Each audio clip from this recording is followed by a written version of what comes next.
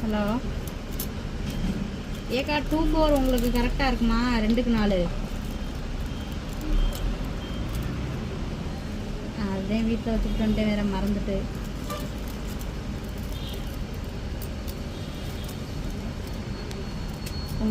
உங்கள் இது டேப் வச்சு அளந்து பார்த்தா தெரியுமா? ஏங்கா டேப் வச்சு அளந்து பார்த்தா தெரியும். இன்ச்சு கணக்கு பார்த்தா இன்ச்சு கணக்கு தெரியும்லக்கா. உங்கள் டேப் இருக்குது பார்த்தீங்களா? அவங்க கிட்ட இருக்க வலையில உங்கள் கையை சுற்று.